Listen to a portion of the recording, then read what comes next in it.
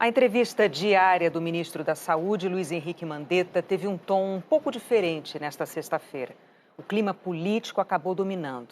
Ontem, numa entrevista à Rádio Jovem Pan, o presidente Bolsonaro criticou o ministro. Disse que ele estava extrapolando e que tinha perdido a humildade. Hoje, logo na chegada, Mandetta já deixou claro que não queria entrar em discussão. Disse que estava tomando muito chá de camomila. E sobre o crescimento do número de casos no Brasil, o ministro anunciou que um novo local entrou no foco de atenção do governo. Manaus entra também no nosso radar como um ponto que pode ter ascendências rápidas de curva ao lado de Fortaleza, lá no Nordeste, São Paulo, Rio de Janeiro e Brasília. Então, a gente vai monitorando. Estamos conseguindo, com muito esforço, evitar aglomeração, evitar a espiral de curva. A gente espera poder levar isso até o nosso sistema estar mais robusto. Então, o trabalho segue um trabalho firme, segue um trabalho forte. A equipe está firme, nós estamos trabalhando com muita preocupação. Ainda continuamos construindo um plano de manejo para favelas e comunidades. Por enquanto, a gente pede às comunidades que continuem com o comportamento que estão. Segurem, não deixem entrar em espiral antes do sistema estar mais preparado para atender, já que até agora ele começou pelos ricos, ele começou pela classe A e B, ele passa um pouquinho agora na classe média, mas ele ainda não entrou nos grandes bairros operários do Brasil. Então vamos todos ter muita atenção redobrada. Final de semana, fazer mais um sacrifício, que a gente possa ter muito foco e todo mundo se auxiliar num momento tão difícil como esse. O ministro da Saúde voltou a dizer que os brasileiros precisam se conscientizar da importância do papel de cada um. Não existe superar sem dor. Serão semanas duras, serão dias difíceis. Nós não estamos aqui para tampar nenhum sol com peneira, não. Mas faremos isso com o máximo da nossa inteligência, com o máximo do nosso denodo, sempre pensando no paciente, sempre pensando na preservação do maior número de vidas e poupar o maior número de pessoas durante essa epidemia. O ministro Mandetta também respondeu a uma pergunta sobre a crítica do presidente Bolsonaro a ele.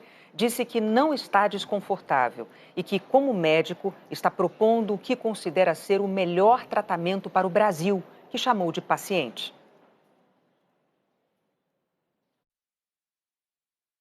Estou vendo um paciente, estou dizendo, olha, esse caminho aqui é um caminho que eu acho que pode ser um caminho que eu vou procurar com os máximos de colegas da ciência. Mas é normal também, às vezes, você chega num médico, o médico fala, olha, esse teu caso é um caso para cirurgia, eu acho que eu tenho que te operar. Aí você fala, eu quero escutar uma segunda opinião. E aí você tem um segundo médico que chega e fala assim, olha, esse caso seu eu não opero, eu trato conservador. Nós não temos uma fórmula pronta para esta epidemia, porque o mundo não tem. Existem aqueles, eu vejo muito gestores experimentados, com muita vontade de participar, fazendo leitura assim, olha, isso aí tudo está errado, vamos fazer assim, vamos todos trabalhar e vamos nos contaminar todos em bloco e tal. É uma conduta, se está certa ou está errada, cabe ao paciente, que no caso é representado pela presidência, falar assim, olha, essa conduta pode ser uma conduta interessante. Eu tenho uma coisa na minha vida que eu aprendi com os meus mestres. Médico não abandona paciente, meu filho. Eu já cansei de terminar plantão na minha vida e o plantonista que tinha que chegar para me render, para eu poder ir embora, não aparecer por problemas quaisquer e eu ficar 24 horas dentro de hospital. Ao fim da entrevista, o ministro reforçou a importância do isolamento social.